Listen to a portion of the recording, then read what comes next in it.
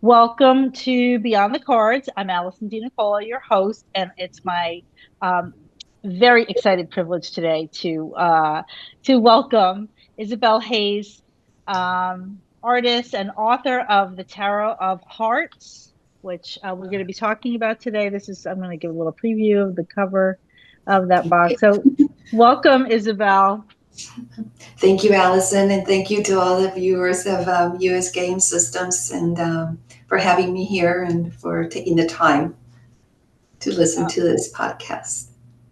well, it's wonderful to talk to you. It's wonderful to finally meet you in person. We are Instagram friends, and I've been admiring your art. I want to read a little bit about what you shared about yourself, so that the listeners will know a little bit about you, and then we'll talk some more. Isabel was raised in Guatemala, Spain, and the U.S. She currently lives in San Francisco. You can see by her background if you're watching. She's mostly a self-taught painter and illustrator, and her subjects are totally fictional. Her work is collected internationally. Isabel's inspiration comes from vibrant colors and visual richness that pays homage to her various homeland countries. Tarot of Hearts is Isabel's first tarot project, although in 2020 she was a contributing artist to Pride Tarot, collaborative deck published by US Games. So that's wonderful. I don't have the Pride Tarot here. It's totally flew out of my head. I don't have it on my shelf here at home. But tell us, before we talk a little bit about your art career, tell us what card you did for Pride so people know what to look for. I was very lucky to have been assigned to do the Sun card. So, it's an honor for me to have been selected for the box. So, Oh, yeah, amazing. that was, and that came just as I was in the middle of working for my own project, the Tarot of Hearts. So it was really wonderful because I just kind of like pushed the Tarot of Hearts aside to work for the Pride. And of course, I don't know if you recall, that was during the pandemic. Hmm. So it was very exciting for me to know that that I was juggling those two projects because it was strange times. And working on the Sun card, that always cheered me up, considering everything that was happening in the world. And to have been selected to be one of the 45 artists worldwide that contributed towards this deck, it's an honor I'll cherish forever. Oh, So it's that's beautiful. And what a great deck to be part of. And just the was. collaboration on that deck is just amazing and incredible. And but I want to back up a little bit Mhm. because since you shared that you're mostly a self-taught painter and illustrator, tell us how tell us how your art life evolves. Like how did things get started for you? I'm pretty much the first artist in my family, but ever since, as most of us know, as a child, we enjoy, for some reason, my family always encouraged me to be an artist if I wanted to. But that being said, I had to get like a real job and a real career. But so I grew up thinking that yes, I was going to do art, but it was always going to be kind of like my Hmm. thing. But like I said, my parents always encouraged me to paint. Even as little as I was, I got a tiny easel and I was at it every time I had an opportunity. So then, as I started realizing that I really enjoyed it, I started taking classes. I didn't go formally to school. I Hmm. just took classes at a community college and different places wherever I could. And that's the only education I have so I don't have a degree in art or anything. So that's why I said intuitively, because I just paint what comes to my mind. I am not very good at painting realism because I get very analytical. I want to grab everything that I see, and I want to keep it more relaxed. That's just my style. And so I just paint imaginary people. Yeah, people with blue hair and um, not realism. I think I it's love because it. Yeah. I like to escape reality in so many ways. And I think when I'm painting, I am just in my own imaginary world. And I love people, even as much as when you see me, I'm comfortable speaking in public or whatever. I'm more comfortable being behind the canvas. And even though, so I will always paint, and I paint at night now because I have a regular full-time job. So that's how I painted the tarot in the evenings. So I get home from work and then just tackling it, and especially like again, and I painted the tarot of hearts during the pandemic, and it was so wonderful to get home and knowing that I could immerse myself into all these little characters that were just waiting to be born. And yeah, I really enjoy the project a lot. That I thought, how am I going to feel when I've finally given birth to all these characters? I'm really going to miss it. And so it was a fascinating journey, I have to say. And but of course, it was just even more fascinating too when I was approached by US Games, that they wonderful Lynn from US Games editor, she found me on Instagram. And what's so interesting is that I've been hesitant about really. I joined Instagram, but I hadn't been posting or anything for a few years. So 6 months after I had been absent from Instagram for a few years, maybe like 6 months into it. Lynn found me on Instagram. Oh, And that Lynn, she's the best. she She's is, found and so it many, was, she finds that she has found so many amazing people, but what a yeah, great person to reach out, right? Because it's just kind of I would say US Games and the US Games family and the creators and artists and authors that all come together. It's a very organic group of people. it is. It's not and I'm not, knocking anybody else, any other publishers, groups, or how they have their big, stable of stars, that kind of thing. I just think it's just so much organic talent that comes in to US Games. And then I think that's because the people like Lynn and Paula and and other folks that are out there for looking, are able to spot the talent and spot the kind of like fine art that really makes the tarot decks unique that we publish. Um, so I love that. Yeah, And she explained that she liked my style, and of course, because I paint people, I was painting people, but not at that scale. I paint larger canvases, and so when I was approached, I was like, "Ooh, this is challenging. I like that." So I didn't know what it would entail to do mhm. daily paintings No, at that point. it's a common conversation point of and I think the listeners really do appreciate it, most of tarot fans and listeners, to know that a fine art deck is, at least 78 paintings, unique individual paintings, and that's a labor of love, right? To be able to paint. And also, so I really what I want to ask you is, were you familiar with the tarot before you started working on these projects? Because that's a whole learning curve as well, right? Learning the system of tarot, what the symbolism is, the archetypes, the suits, the elements, all of those things. So, what was your familiarity with that? The only thing is that I've loved always tarot cards, but I did not know the meaning of them because I always went to get my cards read because I always appreciated the artwork, and I was always curious to see what the tarot reader used. And most of the times they were pulling the cards. It's not like, "Ooh, what does that mean?" or what. No, I was appreciating them by the beauty in themselves, without concerning myself, oh, what is the meaning so much behind it? So, but I've always gone backing up a bit. Since I was very little, I've always been fascinated with all the mystical. I Hmm. always, I don't know, I always admire, and I always thought tarot readers is just like it's an art form because each one is different. Each one presents its own. When they're spreading the cards, it's like they're spreading their own canvas.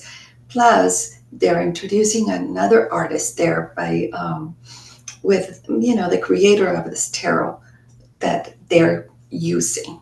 And so I just felt really, just on the table there when they were laying the cards, I was like, oh, someday something I hope I get involved in something mystical, because I just love it. And I didn't know what it was because at that young age. But yeah, I was always going to get my cards read, but I didn't understand the meaning. But yes, after going a few, I just knew which one the swords were, and I just that is such a good card. But but it's okay. You grow to love them all for whatever they are. Absolutely. Yeah. As they say, we are everything, right? We are, everything is contained within us. So all of the different archetypes and the symbolism and everything is part of who we are. So I think that's what makes it so powerful, right? Even when Exactly. it's something we don't really want to look at. Oh gosh, is that me? Like that part of Yes. me that I don't really want to see that. Uh-huh. Well, this was an amazing. So I just want to, I want to talk about the deck a little bit. So, and that you shared that you worked on this in the evenings. So that's just, incredible, to kind of go from your day job to your this, work of art, right, in the evenings. And this deck, folks, is really mighty. So, 78 cards, but Isabel wrote the book as well. And so this is a very impressive book here. It's a really beautiful, chunky book. This book weighs in at 285 pages, and has multiple parts to each card, which I really love, and I just want to share a little bit of that.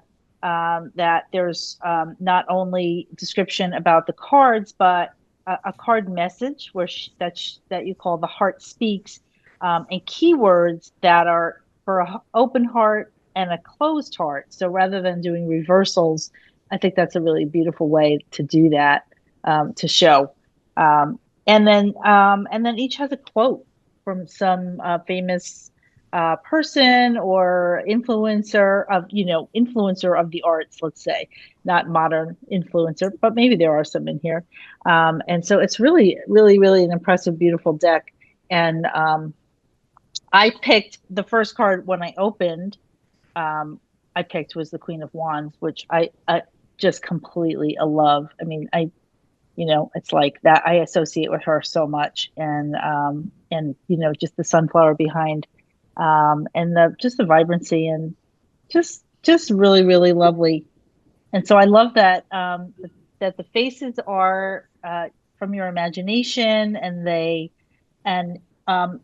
throughout the deck there's lots of different kinds of cultural symbolism too that I noted. But so that's me just doing my quick. That was my first. I could go on and on and on because I think the deck is amazing. But tell the audience how it was to work on this. Like, actually, how long did it take, or how did you decide what you were going to do, and how and when was it? Sequential, or did you work on certain areas together? Just curious. So it took me 4.5 years to paint them all, and 6 months to write the book.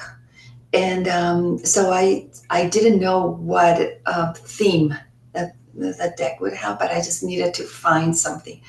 And then I thought, wow, it's been in front of me all along, because as like I said, since joining Instagram, I have met so many wonderful artists from all over the world that they've always been so encouraging and supportive. I don't know, it's like a family, and it's just like US Games. And I thought, seems like somehow I need to incorporate them in this project. So that's when it occurred to me it would be nice to incorporate quotes from some of them that wanted to participate, and that would fit the card as well, because it had to fit. But yeah, so then all of a sudden I go, okay, so if I'm going to fit artists, how do I, what do I do? How do I do that? And I thought, okay, I'm so connected with them via the art. And the art, I thought the word art had to be in part of the tarot. And that's when I thought, okay, the heart in the arts should be blended in. And that's how it came out, because as I wrote in the book, at the end of the day, no matter what kind of art we do, we're all artists. We all do one art or another. Perhaps it's not with a brush or a pencil or whatever, but there's art everywhere. So after that, I thought, okay, I'm going to do that. And then what's the other thing that really matters to me? I wanted my subjects to be facing the card holder. I just wanted them to have a connection. So they'll always be looking at the viewer. So, and then I thought, okay, so they have to have artist tools, whatever it is. And that's how I started. And the first card that I did was the High Priestess. I don't know why, she just spoke to me. And then I said I was so I did pretty much all the major cards first, because I thought they will dictate what the minor will come. And the minor will come through, I figured. The last one of the major cards that I did was the Fool. And it was very apropos. I just figured, yeah, he needs to wrap this whole thing, the whole story up. So once I had the major cards, I was like really happy. And then I started the minor, and I thought, oh, this is so exciting. I've done 22 out of almost 80. That's when all of a sudden, like, oops, now it's really a lot. It's eye-opening, right? But yes, but I feel like, there was another thing too that I said, okay, stay with it. Just stay with it and then finish it. Don't go back and tweak it or anything, each painting. And I didn't tweak any of the paintings. And that also include for the writing, because I thought I want to include the same amount of writing for the minor cards that I'm doing for the major cards, so to keep it balanced. And then the other thing too is that I said I want to just not how do I explain it? Feel like I was incorporating, not being omissive, I should say, disregarding the minor cards for anything. And then I said, do not change the painting to accommodate the writing, because for some reason you have to remember that I had painted these 4 years before. The time I'm writing, I'm thinking, what am I going to say now? I didn't keep a record of everything. So just look at it. And painting wasn't too scary for me. It was the writing. When I was like, I'm not a writer, I said, I can't do this. I'm going to hire someone to write it. And that's it. Problem solved. And then the next day I would go like, okay, so who am I going to get to writing? And all of a sudden I heard these voices, and they go, you can do it. You wrote this already, and I could almost hear, I don't know why, Justice was here on my left and the Fool was here on my right. And they go, you can do it. You wrote these, you did it. What are you going to do? Sit there and dictate over someone's shoulder and just tell them what to say? So I thought, what is the only way I can do? I can't do any other way. So I thought storytelling. And I thought that's an art as well. So I started doing, and I was just like, at the beginning, I was like 2 or 3 words, and I'm like, oh, I'm stuck. But it's interesting how the brain, all of a sudden I'm in my day job, and I kept getting these stories like, ooh, okay, hold on. I can't wait to get home and write all this. And then it started flowing. But yeah, when I was like, I had such a good support system throughout, especially during the paintings, because all my friends knew the big endeavor. And when they go, what number are you at now? 57. Okay, you can do it. You're almost there. And I had so many friends call me, check up on me every week. What number are you at now? I love that. Yes, and even the writing. I mean, I have so many writer friends that they were, you can do it. Don't worry. First drafts are terrible. you can do it. And then when I finished, I was like, okay, I think it's done. And I remember sending it to US Games, and I thought, okay, here it is. If I hear from them maybe in 2 weeks, that would be great. And the next morning, they were like, we received them, we have them all, they all came through, the paintings and the writing. And that was, I'm always going to feel like that's going to be one of my biggest accomplishments. I feel. Yes. Because, Amazing. and I couldn't stop thinking every 2 or 3 a.m.s that I was up painting or writing, all the artists that have created tarot decks were right there present with me, because I could say, wow, you guys, this is amazing. You're such a, I couldn't help but say, you are my support right now. You did it. You're my inspiration. So whether they know it or not, they were my muses at that point. Every That, single tarot oracle creator out there. oh, So wow. So, I mean, it's just, I completely understand, having written, my own decks and collaborated and worked on things, that it's really a sweet spot when you hit that send button on something that you've been really working on. And so for you to bridge the art with the writing, it's just a personal growth moment, right? Where it's like really expand yourself. And so for the listeners, if you have, I want to, hopefully, this is speaking to that.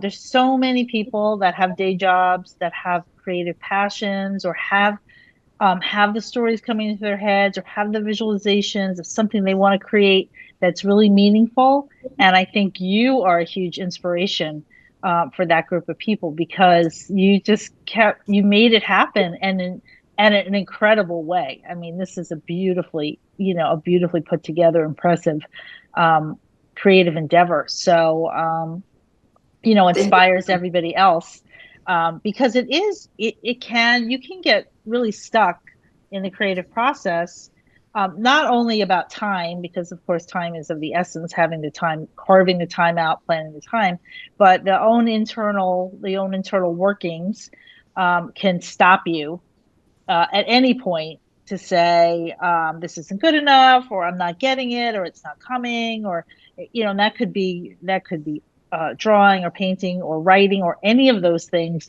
And it's once you push through it, it's like you really, it's really exciting. I could say that for myself, where I've pushed through some resistance and been like, oh my gosh, I'm at the end. And you actually do miss the project when it's over, right? There's like a big space that's empty now.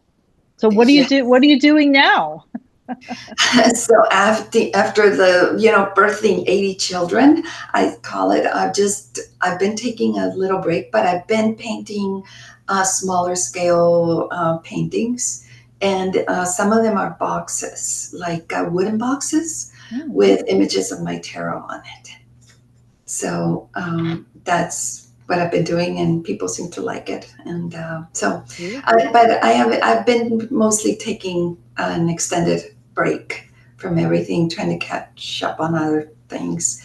But and then I'm also sort of taking my tarot out there into the world myself, because I know from what I see, US Games does such a fabulous job at marketing and helping us artists to get our work out there. But I think it also comes, it's up to us to take it out there, because people want to see who's behind this, So, yeah, I had an open house, I should say, for my tarot, and it went very well here locally. And I'm hoping to do more. I I painted my tarot on wooden boards, so they Oh, wow. travel well. Yes, and they're 11 by 14 each one. And here's, I don't know if you can see. I don't know if you can see. Oh, yeah. Hold it in the center. Yeah, if you hold it like yeah, right there, and then just pick it up a little bit. Just raise it. Oh, yeah. Oh, and then you just went out. Beautiful. It's somehow, Yeah. somehow, yeah. But Yeah. anyway, just to give you an idea. So yeah, so they travel well. They don't bend because it's not on canvas. Mm-hmm. So, but Beautiful. yeah, no, I'm enjoying to see the product, and US Games did such a wonderful job with the packaging, and working with you guys was just amazing. It was so inspirational, and I was surprised all the time when they asked me, "Who would you like on the box?" And I'm like, "Surprise me." Just, Oh, did you say that? Surprised me? yes, but I did say one request. I want death to be on the cover of the book, because to me death is such a beauty. I mean, the meaning of the card I just love. Mm-hmm. It's there's so I painted death as a tarot card reader, because as I said in the book, death always holds the last card, and it's the beginning of everything. So she is a tarot reader in the book, and I just love making up the story about her.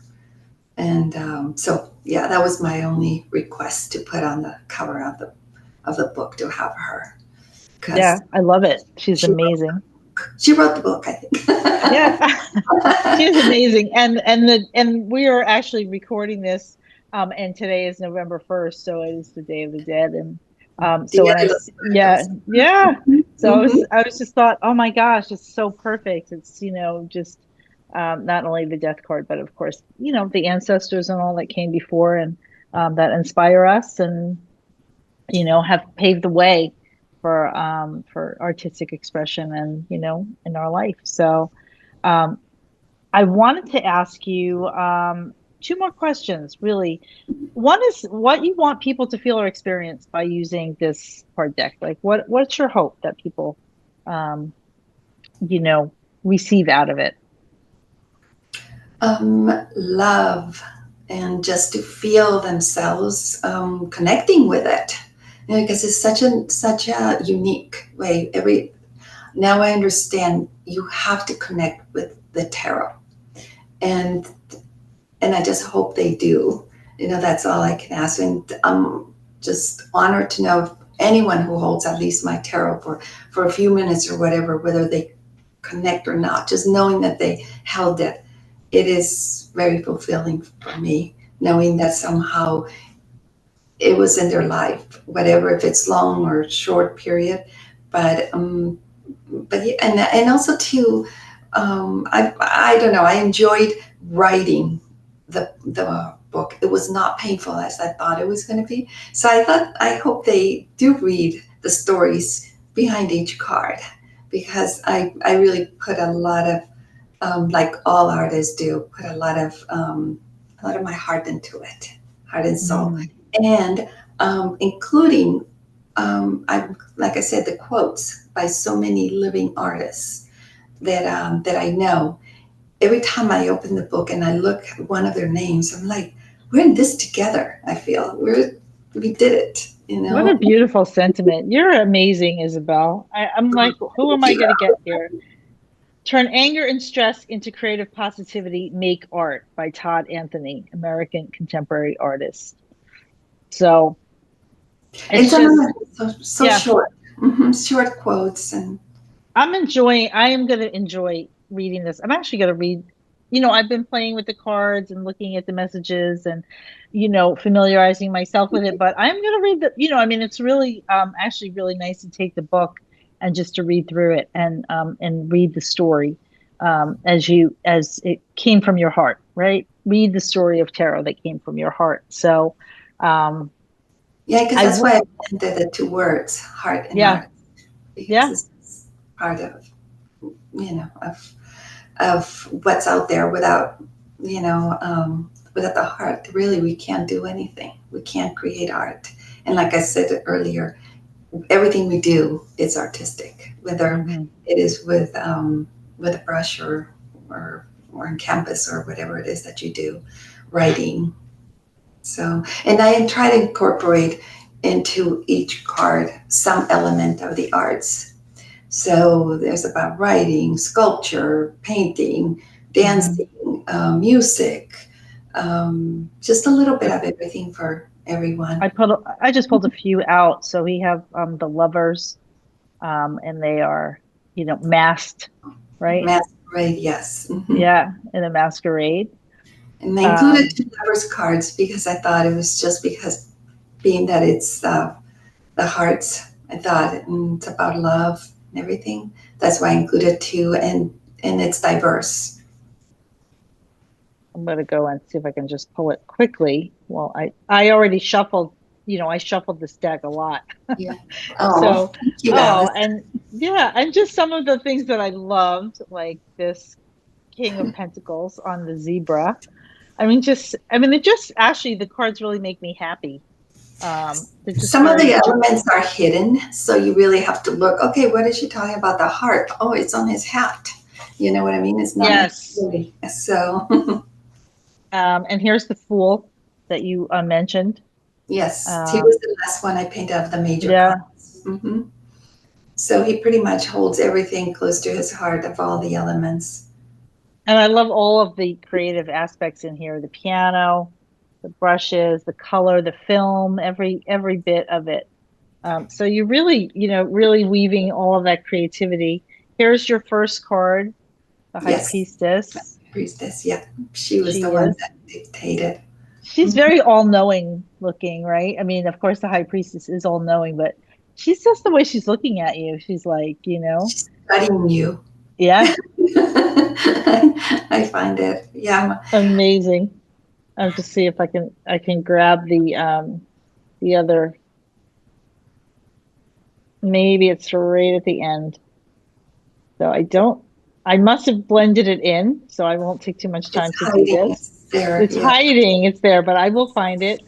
And then maybe the listeners will find it when they get the deck and they start to use it themselves. So um it's such a pleasure to talk to you. It's such a pleasure to meet you, and I just love your outlook and your point of view. It's very inspiring to me.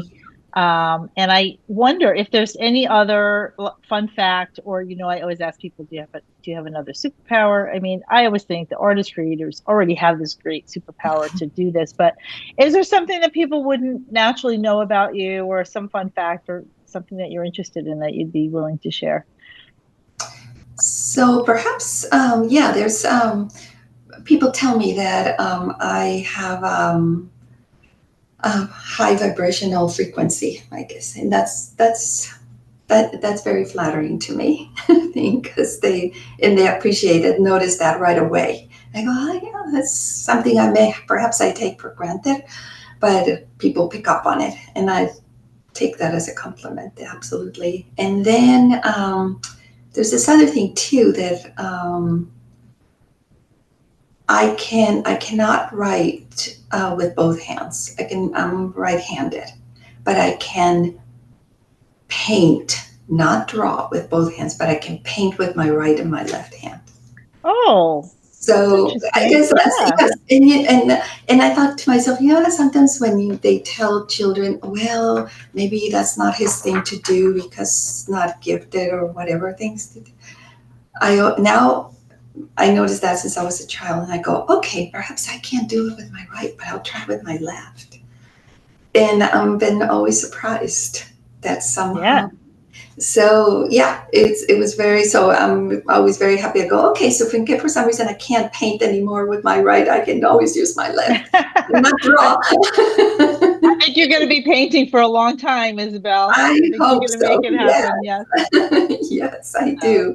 And I just like to say that you know, I thank the communities, tarot community too, for opening their hearts to the tarot hearts and to me, because it's been really heartwarming, the reception I have received from everyone.